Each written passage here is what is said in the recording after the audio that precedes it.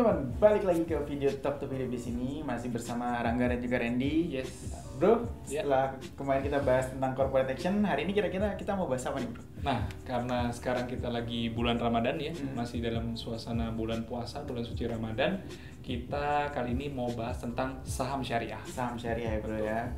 Kira-kira bedanya apa sama saham reguler? Betul. Terus kenapa bisa disebut saham syariah? Betul. Gitu nah. Nah, sebelum kita mulai pembahasannya, teman-teman yang baru nonton pertama kali jangan lupa untuk subscribe channel kita gitu, karena Subscribe gratis ya, Bro. gratis gitu, karena nanti kedepannya akan banyak video yang kita bagikan gitu kan. Oke, Bro. Oke. Langsung kita mulai aja pembahasannya, Bro ya.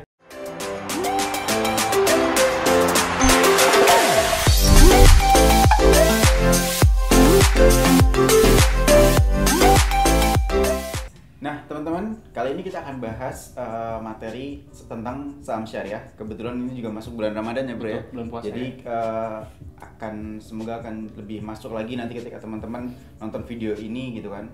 Nah, mungkin untuk pertama-tama kita langsung masuk aja, sebenarnya apa sih saham syariah itu, dan sebenarnya perbedaannya dengan saham reguler itu seperti apa gitu kan. Randy coba bisa bantu jelaskan secara detail nggak sih, Bro, tentang saham syariah itu? Siap, Bro. Jadi gini teman-teman semua, Sobat Philip, saham syariah itu sebenarnya dia sama saja seperti saham-saham reguler ya. Jadi kan ada 700-an saham reguler tuh, Bro, di bursa. Kemudian, nah, saham syariah ini yang membedakan adalah dia memenuhi kaidah-kaidah atau prinsip syariah. Betul. Nah, kaidah-kaidah atau prinsip syariah ini siapa yang menentukan? Ya, yang menentukan dia adalah DSN MUI dan juga OJK, Bro. Otoritas Jasa Keuangan. Betul, Otoritas Jasa Keuangan. Jadi mereka sudah melakukan rapat segala macam sehingga memutuskan bahwa nanti ada saham yang masuk ke dalam daftar efek syariah. DES, atau biasa kita singkat DES ya, Bro? DES, betul. Nah, peraturannya apa? Peraturannya adalah Fatwa nomor 80 DSN MUI tahun 2011 dan juga POJK nomor 15 tahun 2015. 2015. Jadi memang ini regulasinya itu sudah ada ya. Jadi bukan asal-asalan. Ini sudah ada aturannya seperti itu, Bro. Oke. Nah, tapi untuk sahamnya sendiri itu sama seperti saham reguler biasa. Jadi kita nanti akan tetap mendapatkan dividen kalau misalnya emitennya membagikan dividen, lalu juga kita bisa mendapatkan capital gain kalau harga sahamnya naik. Kemudian kita juga berhak ikut RUPS ya. Jadi sebenarnya sama saja, Bro. Cuman nanti yang membedakan adalah saham-sahamnya itu memenuhi kaidah atau prinsip-prinsip syariah. Oke, jadi secara garis besar sebenarnya teman-teman, saham syariah dengan saham di reguler itu sama-sama diperjualbelikan di pasar sekunder, Bro ya? Iya, di market reguler gitu. Tapi ini cuma lebih ke pengelompokannya aja, teman-teman. Betul. Jadi sebenarnya kalau saham reguler tadi ada sekitar 700-an gitu di dalamnya. Terus ada lagi dikerucutkan lagi, ada kategori saham yang memiliki prinsip-prinsip syariah sesuai dengan aturan OJK dan juga DSN MUI. Betul, Bro. Jadi kalau teman-teman yang belum tahu, sebenarnya MUI itu tidak cuma mengatur tentang keagamaan kita gimana. Betul. Mungkin juga banyak orang yang bisa kayak tahu bahwa MUI menerbitkan sertifikat halal atau gimana gitu, Bro. Tapi dari sisi finansial juga DSN MUI itu diikut sertakan untuk mengatur di situ, teman-teman. Sesuai prinsip syariah yang ada gitu. Oke, terus kalau menurut fatwa DSN MUI sendiri nih, Bro, syarat-syarat saham yang masuk, perusahaan yang masuk ke kategori syariah itu apa aja sih? Oke, Bro. Jadi sesuai dengan fatwa DSN MUI nomor 80 nomor 3 tahun 2011 ya, teman-teman ya. Jadi syaratnya adalah yang pertama harus ada akad, Bro. Harus ada akad. Nah, kalau dulu akad itu kan diucapkan. Ya, kalau sekarang karena sudah berkembangnya teknologi, kemajuan teknologi, akad itu bisa tertulis. Secara tertulis gitu. Nah, itu namanya adalah akad musyarakah al-musahamah, Bro. Ya. Jadi itu nama akadnya. Kemudian sudah memenuhi kaidah itu, sudah memenuhi kaidah akad, dan juga transaksi jual dan beli saham ini di pasar sekunder ini kan merupakan sama sebenarnya. Dia adalah penawaran atau tawar-menawar, jual dan beli, atau istilahnya itu adalah lelang berkelanjutan, Bro, atau continuous auction. Nah, itu adalah memenuhi sudah kaidah bai al-musawamah, Bro, namanya. Nah, itu juga sudah memenuhi kaidah syariah ya. Akad dan juga transaksinya, mekanisme transaksinya itu adalah tawar-menawar berkelanjutan ya, atau lelang berkelanjutan, continuous auction. Kemudian yang kedua adalah transaksi saham dianggap sesuai syariah apabila hanya melakukan jual beli saham syariah. Ya, jadi yang bisa diperdagangkan nanti adalah kalau di akun syariah di SOTS itu hanya saham yang masuk ke dalam daftar efek syariah. Oke. Ya. Kemudian tidak melakukan transaksi yang dilarang secara syariah. Nah nanti itu kita akan jabarkan tuh transaksi apa aja sih yang dilarang secara syariah. Kemudian yang ketiga, transaksi saham, jual dan beli saham itu dibolehkan ya. Jadi trading ya, mau tradingnya jangka pendek, jangka menengah atau jangka panjang gitu ya. Jangka pendek misalnya menitan gitu bro, atau misalnya jam, dalam hitungan jam ya, atau intraday di hari yang sama itu ya, intraday lah ya. Itu dia boleh bro. Boleh. Karena apa? Dia sudah memenuhi kaidah namanya qobd hukmi. Qobd hukmi. Qobd hukmi itu artinya adalah secara hukum kita sudah memiliki saham tersebut walaupun penyelesaian transaksinya masih 2 hari kemudian atau T+2. Karena sudah ada akad jual beli tadi ya bro. Betul, sudah memenuhi akad tadi, kemudian sudah istilahnya sudah deal antara pembeli dengan penjual, secara hukum kita sudah memiliki saham tersebut. Walaupun nanti penyelesaian transaksinya masih 2 hari kemudian. Oh iya, jadi berbeda ya teman-teman. Meskipun proses penyelesaian transaksinya ada di beberapa hari setelahnya, tapi dalam status kepemilikan kita sebenarnya sudah memiliki saham tersebut. Sudah. Oke, nah kalau tadi kan berarti ada beberapa hal yang sebenarnya dilarang banget ya bro. Betul, dalam prinsip syariah itu. Betul. Nah itu kan ada, saya pernah dengar kayak ada goror, ada riba, ada lain-lain gitu. Betul. Nah boleh ini nggak bro? Sharing sedikit nggak sih sebenarnya? Apa aja sih yang di dalam situ tuh yang benar-benar dilarang? Kenapa sih tidak boleh dilanggar banget nih di prinsip syariah? Oke. Jadi gini bro, kenapa bisa dibilang ini adalah sudah transaksi yang sudah sesuai dengan kaidah syariah? Karena ada transaksi atau mekanisme yang dilarang ya. Apa saja itu yang mekanisme yang bertentangan dengan prinsip syariah pastinya. Sebagai contoh tadi yang Bro Rangga sudah singgung, ada yang namanya goror ya. Goror itu adalah ketidakpastian atau ketidakjelasan bro. Nah ini bisa jadi contohnya kita sebagai investor atau trader, kita misalnya asal membeli suatu saham ya, itu jatuhnya bisa goror. Seperti itu ya. Makanya ada baiknya kita melakukan analisa dulu sebelum kita membeli saham, baik itu analisa fundamental, analisa teknikal ataupun analisa yang lain gitu ya. Jangan asal kita membeli saham saja menuruti rekomendasi dari orang lain. Kenapa?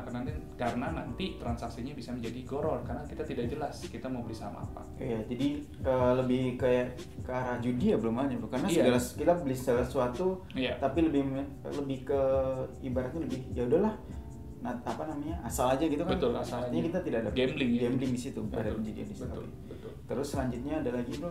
Selanjutnya lagi adalah riba. Oh. Nah, riba di sini nanti bisa dari 2 sisi. Satu dari misalnya emitennya ya. Emitennya kalau yang sudah berkaitan dengan ribawi itu pasti udah kita nggak bisa beli tuh sahamnya. Kemudian itu berkaitan juga dengan sistem online tradingnya bro.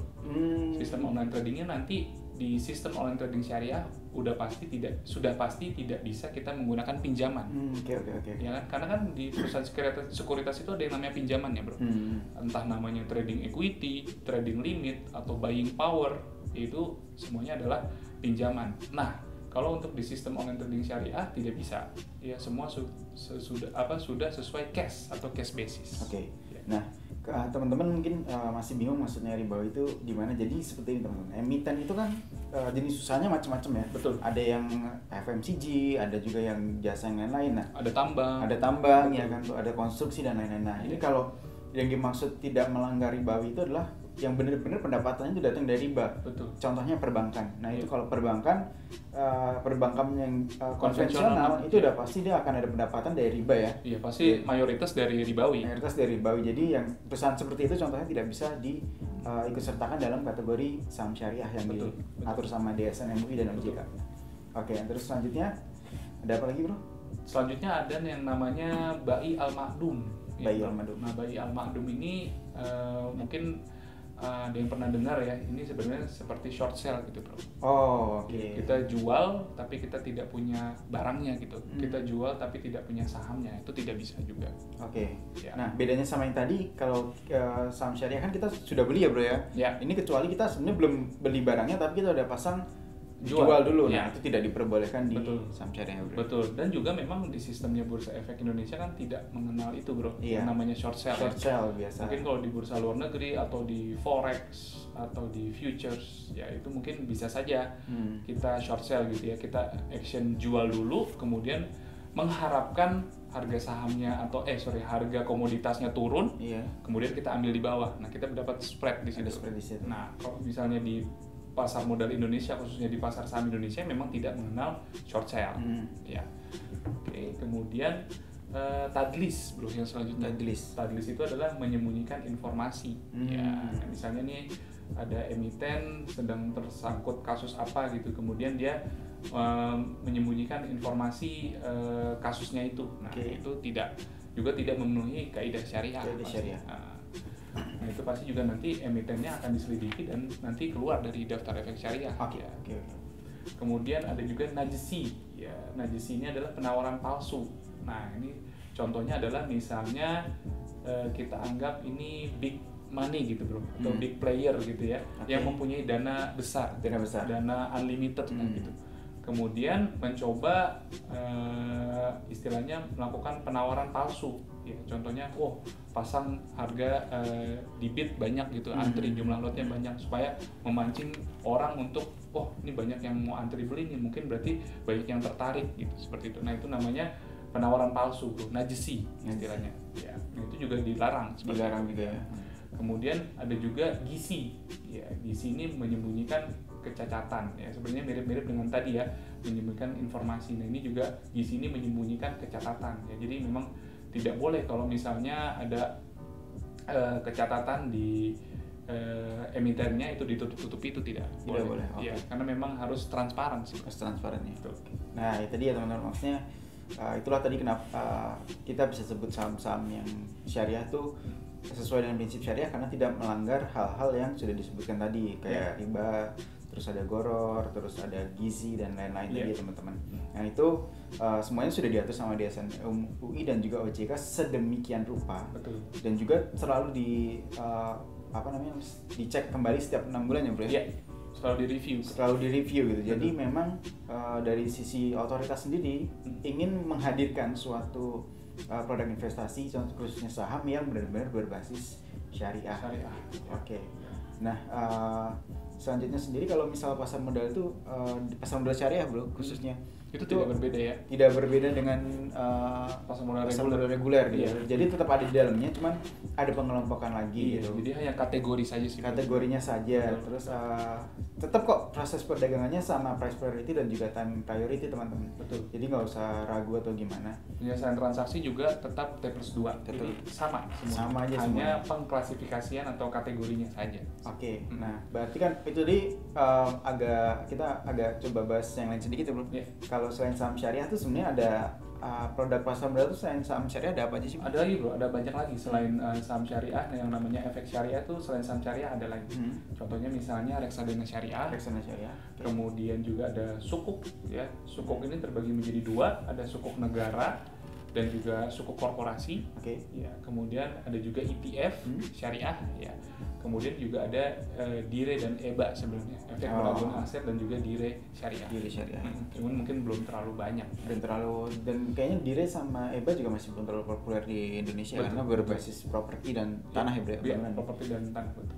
Nah, nah teman-teman, tadi kan kalau kita mesti tahu juga nih kalau gimana sih, bro, maksudnya prosesnya itu dari Dewan Syariah Nasional, DSN MUI, gimana sih untuk memilih saham syariah secara detailnya seperti itu? Oke, jadi kriterianya sebenarnya dari DSN MUI untuk memutuskan suatu saham atau emiten masuk ke dalam DES atau daftar efek syariah itu yang pertama adalah jenis usahanya tidak bertentangan dengan syariah. Oke, yang tadi sudah disebutkan di awal ya, bro. Contohnya misal tadi bank konvensional karena ada ribawinya. Lalu misalnya juga rokok karena banyak mudorotnya. Kemudian juga minuman keras karena udah jelas-jelas haram. Ya, kemudian asuransi dan hotel itu kan juga tidak memenuhi kaidah syariah. Nah, itu udah pasti tidak masuk ke dalam DES. Kecuali misalnya perbankan juga perbankan yang syariah ya, bro ya. Kalau perbankan syariah dia masuk ke dalam DES. Ya.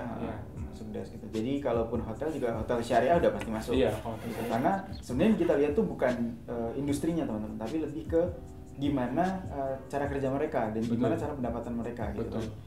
Usahanya gimana gitu. Oke. Kemudian syarat yang kedua adalah total hutang, bro. Total hutang berbasis bunga dibandingkan dengan total aset. Total aset. Iya, tidak lebih dari 45%. 45%. Ya, jadi total utang nih, misalnya perusahaannya ada utang, kemudian berbasis bunga, misalnya bisa juga dari bank, pinjam ke bank atau dia nerbitin obligasi gitu ya. Itu tidak boleh lebih dari 45% dari asetnya, dari total asetnya. Kemudian syarat yang ketiga adalah total pendapatan non halal ya dibandingkan dengan total pendapatan tidak lebih dari 10%. Nah, ini total pendapatan non halal tuh contohnya bagaimana? Misal dia naruh dana di bank, ya, naruh cash di bank, dapat bunga.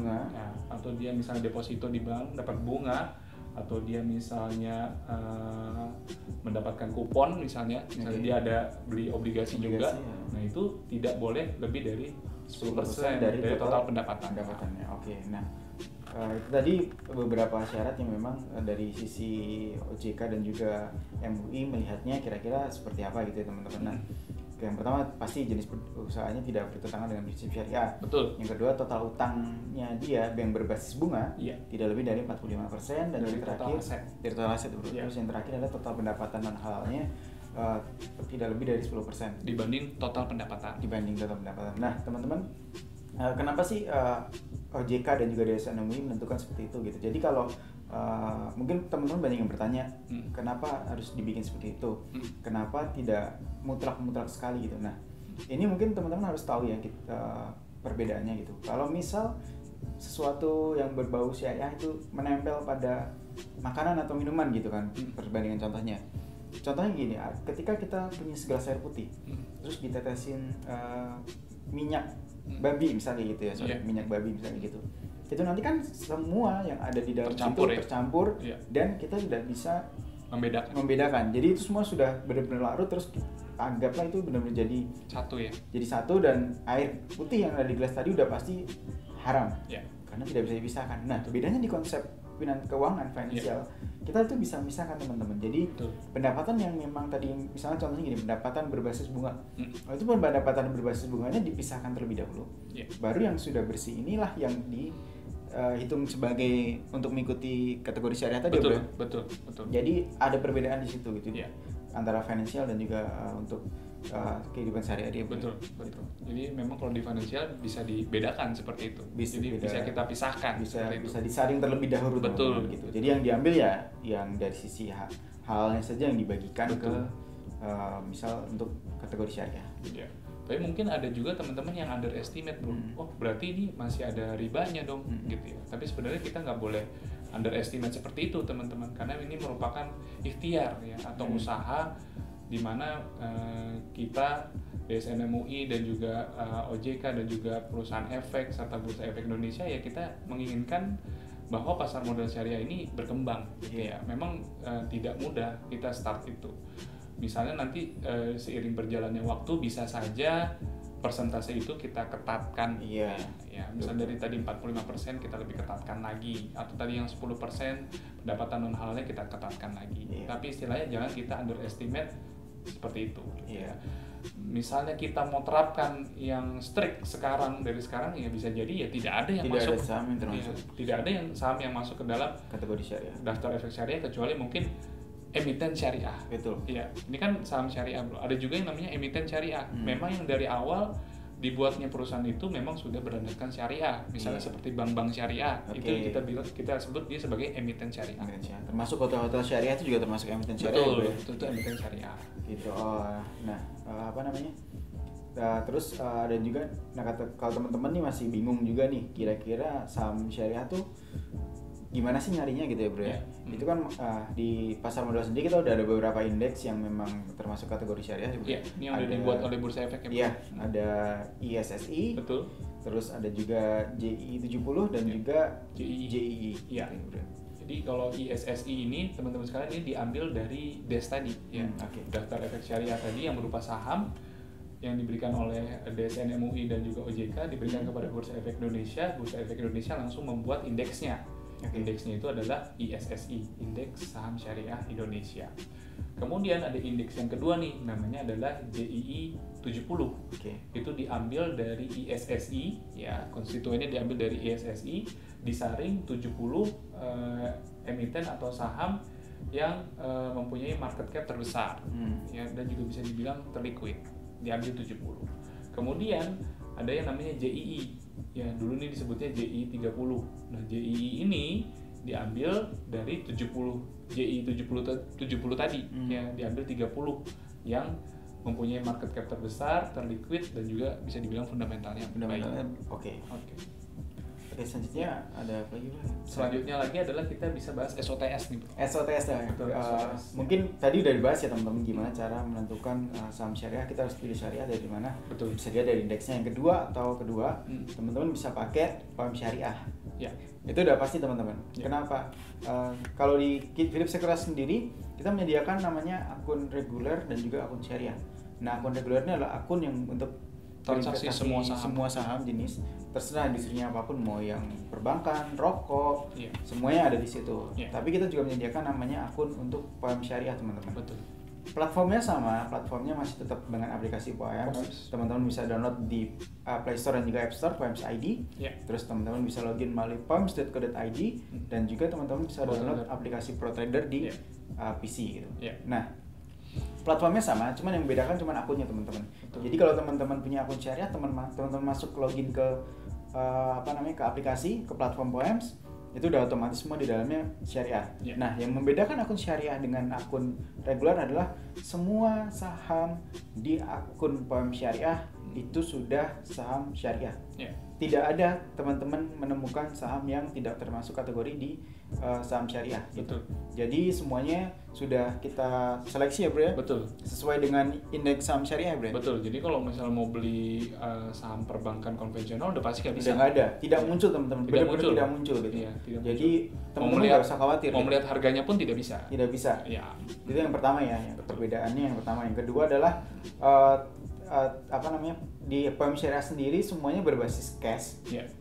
Jadi tidak ada yang tadi seperti dijelaskan di awal ada hutang. Jadi kan kalau kita yang di POEMS reguler, teman-teman, kita ada namanya trading equity, teman-teman. Betul. Jadi teman-teman bisa membeli saham melebihi cash yang teman-teman punya gitu, ditambah dengan valuation factor gitu. Nah, itu kan datang dari istilahnya dana yang disediakan Philips Securities Indonesia terlebih dahulu gitu kan. Sampai nanti yang akhirnya berdiri plus 2. Nah, kalau di POEMS syariah semuanya hanya berbasis cash, teman-teman. Jadi ya jual belinya sesuai kemampuan kita. Betul. Gitu. Berdasarkan nggak ada akad hutang di situ ya, Bro. Nggak ada. Pinjam-pinjam di situ tidak ada gitu. Betul. Jadi memang semuanya berbasis cash. Nah, terus Bank RDN-nya juga Bank RDN Syariah ya, Bro ya. Betul. Kita kerjasama sama BCA Syariah. Gitu. Jadi teman-teman nggak usah khawatir.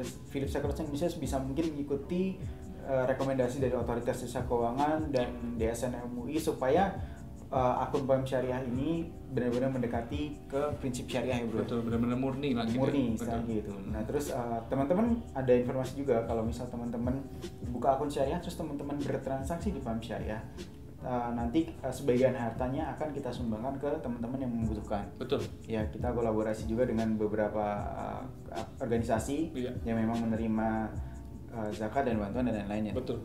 Jadi kita memang menyisihkan juga ya. Menyisihkan gitu. Transaksi kita itu kita sumbangkan juga untuk yang membutuhkan. Gitu. Jadi kalau teman-teman pakai sistem online trading POEMS syariah, aku buka akun POEMS syariah, selain tadi murni teman-teman, terus insya Allah juga jadi berkah karena sebagian hasil itu akan langsung disumbangkan ke teman-teman yang membutuhkan lagi gitu. Betul.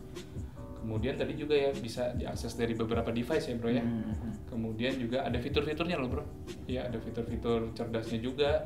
Kemudian dan kita tidak hanya bisa bertransaksi saham syariah. Kita bisa bertransaksi reksadana syariah. Dan juga kita bisa bertransaksi ETF syariah. Nah, iya. Jadi karena sesuai dengan misi kita semua menyediakan beberapa produk, satu platform terintegrasi semuanya ya, Bro. Betul. Jadi mau supermarket reksadana di situ kita ada juga. Sebenarnya fungsi-fungsinya semuanya sama dengan akun reguler, hanya bedanya jenis sahamnya saja sih. Betul. Terus RDN-nya juga pakai bank syariah tadinya gitu. Betul. Nah, ini juga untuk teman-teman semua sharing info ya, bahwa saham ya, mau itu saham syariah atau tidak saham syariah, itu bisa dijadikan warisan, ya, dan juga bisa menjadi mahar pernikahan. Mahar pernikahan. Betul. Wah. Jadi bisa jadi mas kawin. Ya. Wah, saya udah mulai mikirin ini bro berarti. Udah mulai mikirin apa nih? Mas kawin. Mas kawin. Oh, ya mantap. Pelan-pelan ngumpulin ya. Iya. Saham syariah. Istri 1, 2, 3. Oh ya, buat supaya teman-teman tidak masih bertanya juga, maksudnya kalau mau buka, ini sering ditanyain juga sih. Apa tuh? Sama teman-teman. Kalau mau buka akun syariah itu gimana caranya gitu kan? Gampang sekali teman-teman. Pokoknya download aja aplikasi PAMS ID. Betul. Terus teman-teman buka akun di situ, pilih akun syariah. Nanti teman-teman otomatis akan langsung daftar semuanya lewat handphone. Betul. Terus di akhir nanti kita akan minta teman-teman untuk kirim dokumen. Betul. Tetap masih harus kirim dokumen. Karena Bank RDN-nya membutuhkan dokumen yang sudah ditandatangan dan ada meterainya. Ada meterainya gitu. Ya, jadi kalau teman-teman buka akun PAMS reguler, mungkin untuk pengguna rekening Bank BCA dan juga memilih RDN BCA, semuanya bisa dilakukan secara online, tapi selain itu masih harus mengirim dokumen berkas, ya, karena itu memang syarat dari bank RDN-nya teman-teman gitu. Tapi prosesnya tetap akan cepat, sekitar 3-5 hari setelah dokumen kami terima gitu. Betul. Jadi sebisa mungkin teman-teman tetap kirim dengan cepat supaya semuanya diproses dengan cepat juga ya. Nah, buat teman-teman yang sudah punya akun reguler dan pengen punya akun syariah, langsung aja buka juga dari aplikasi teman-teman. Langsung download yang sudah punya aplikasi PAMS ID, tinggal klik open account, masukkan kode nasabah, akun reguler, terus nanti akan diproses untuk segera proses ke akun syariah gitu. Betul. Jadi nggak usah ngisi ulang dari awal lagi ya bro ya. Tidak usah. Semuanya prosesnya cepat gitu. Karena dia akan mengambil data dari yang akun kita sebelumnya. Yes. Dan kalau sudah punya akun reguler, pengen punya akun syariah, akun regulernya tidak akan ditutup teman-teman. Jadi buat teman-teman yang kira-kira masih pengen ikhtiar gitu kan, masih pengen berusaha, terus setidaknya mungkin yang akun reguler mau dipakai untuk trading, terus yang akun syariah mau dipakai untuk investasi saham, ya boleh saja, tidak ada masalah, karena nanti teman-teman akan punya 2 akun yang berbeda, tapi platformnya masih sama di platform PAMS. Mungkin sebagai informasi aja bro, kenapa sebaiknya kita nggak tutup, itu karena nanti kalau misalnya karena DES tadi di review setahun 2 kali, bisa saja saham yang tadi masuk ke DES itu keluar, karena sudah tidak memenuhi kaidah tadi bro, syarat-syarat masuk ke dalam prinsip syariah. Nah itu kan kalau kita mau beli lagi, otomatis saham itu tidak bisa, karena sudah keluar dari DES. Yang bisa kita lakukan adalah jual. Tetapi kalau misalnya teman-teman merasa sayang mau menjualnya, atau misalnya harga sahamnya juga lagi turun, lagi merah, tidak mau jual rugi, nah teman-teman bisa nanti pindahin ke akun reguler. Pindah saham ke akun reguler ya bro. Betul. Ya, itu enaknya di PAMS gitu teman-teman. Jadi sangat fleksibel ya fleksibel gitu. Terus pembukaan rekeningnya juga murah. Banyak yang nanya mulainya berapa sih mulainya berapa gitu. Kita bisa deposit minimal 500.000 untuk umum dan juga untuk mahasiswa cuma 100.000 teman-teman. Jadi cukup melampirkan KTM ketika nanti melakukan pembukaan rekening, dan juga itu prosesnya cepet banget semuanya gitu kan. Dan tidak hanya mahasiswa juga bro, kalau ada event-event, kalau ada sekolah pasar modal itu juga 100.000 juga ya. Betul. Nah, itu nanti semua deposit yang sudah dilakukan itu akan kita kirim akan kita masukkan ke RDN-nya teman-teman. Jadi semuanya bisa dipakai untuk bertransaksi saham dan reksadana dan juga ETF. Oke teman-teman, sekian bahasan kita tentang saham syariah. Kalau nanti ada ide kira-kira kita harus bahas apa di video selanjutnya, silahkan tuliskan di kolom komentar teman-teman. Sampai ketemu di video selanjutnya teman-teman. Salam cuan. Salam cuan. Bye bye. Assalamualaikum.